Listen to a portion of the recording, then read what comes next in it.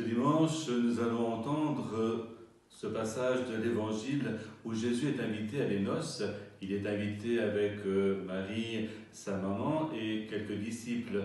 Et lors de ces noces, qui étaient une grande fête, puisque au temps de Jésus, cela se vivait sur plusieurs jours, voilà que Marie va venir vers Jésus pour lui dire « Ils n'ont plus de vin ». Je ne pense pas que cette remarque se ferait chez nous, mais à ce moment-là, eh bien, ils n'ont plus de vin. Et voilà que Jésus va interpeller Marie, mais il va aussi faire son premier miracle, puisqu'il va changer l'eau en vin. Le vin dans la Bible, eh bien, c'est un signe de joie et de bénédiction.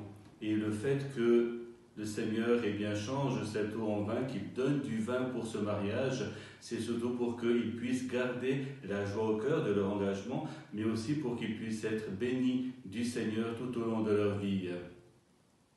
Et bien, demandons au Seigneur de nous garder nous aussi dans sa joie, que nous puissions, grâce à sa bénédiction, eh bien, rayonner de son amour et de sa présence.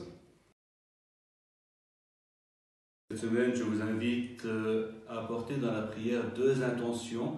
La première, eh bien, c'est de prier pour tous les couples, ceux qui se sont mariés il y a quelque temps, ceux qui se préparent au mariage, afin qu'ils puissent garder eh bien, cette attitude de joie, qu'ils puissent continuer à vivre sous le regard et la bénédiction du Seigneur. Nous allons aussi entrer dans la semaine de prière pour l'unité des chrétiens.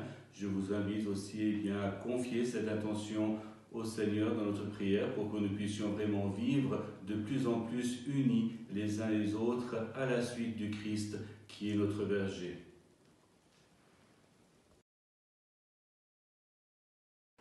Cette semaine, nous allons fêter Saint Vincent et je trouve que c'est une belle coïncidence ou une providence puisque Saint Vincent est le patron des vignerons. Saint Vincent était un diacre qui a vécu son martyre dans la joie, puisqu'il chantait, il riait et il tournait tout avec humour alors qu'il était dans de grandes souffrances. Et ce qui lui a permis de vivre ce martyre dans cette attitude, eh bien c'est certainement la joie du Seigneur et sa bénédiction, mais c'est aussi l'évangile qu'il a sans cesse accueilli et surtout répandu autour de lui. Donc demandons à Saint Vincent de nous aider, nous aussi, à être vraiment joyeux et puis à rayonner de cette bonne nouvelle de l'Évangile.